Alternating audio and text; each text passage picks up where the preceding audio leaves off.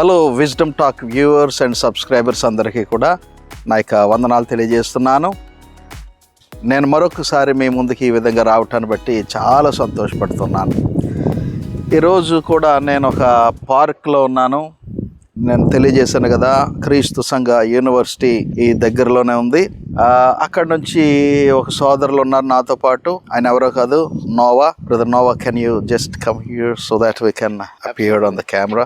And this is brother Noah. He is a youth minister working for the Lord, and I'm very grateful to him. He bring me to the good restaurant and also ice cream, and he is bearing me because I'm telling all my schedule, giving me a ride to everywhere. I'm so thankful to you, brother, once again. Thank you very much. So we are addressing our viewers and subscribers of Wisdom Talk channel. This is basically a motivational and also biblical channel where I pick some topics and depending on the genre I explain them through this medium, the YouTube channel. It is helping I hope some of our subscribers to grow in the word, in the Lord.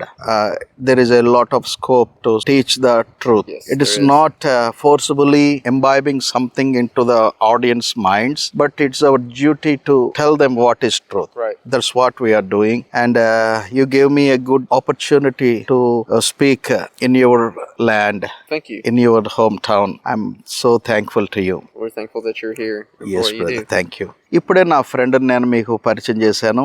సరే, ఇప్పుడు నేను ఒక చిన్న thought మీతో పంచుకుందాం అనుకుంటున్నాను. అదేంటనంటే, నేను విదేశీ గడ్డ మీద ఉన్నాను. అమెరికన్ సాయిల్, విదేశీ గడ్డ మీద ఉన్నటువంటి నేను నిజానికి ఇది అమెరికా వచ్చినా పరాయి దేశం వాడైనా భూమి మీద ఉన్నటువంటి అందరము పరదేశులమే. నిజానికి మనం మన యొక్క వాస్తవమైన నివాసమునకు మనము ప్రయాణించవలసిన వాళ్ళం. ఈ సందర్భంగా నేను మీతో ఒక విషయాన్ని పంచుకోవాలనుకుంటున్నాను. మనము లోకములో బ్రతుకుచున్నంత కాలము మనము పరలోకమందు మన పౌరస్థితి ఉందని గమనించాలి. నేను అమెరికా గడ్డ మీద ఉన్నాను కనుక అమెరికా పౌరసత్వం ఎంత గొప్పదో, అసలు ఇక్కడికి ఒక వీసా వేయించుకుని రావటం కూడా ఎంత గొప్పదో మీరు చూస్తున్నారు.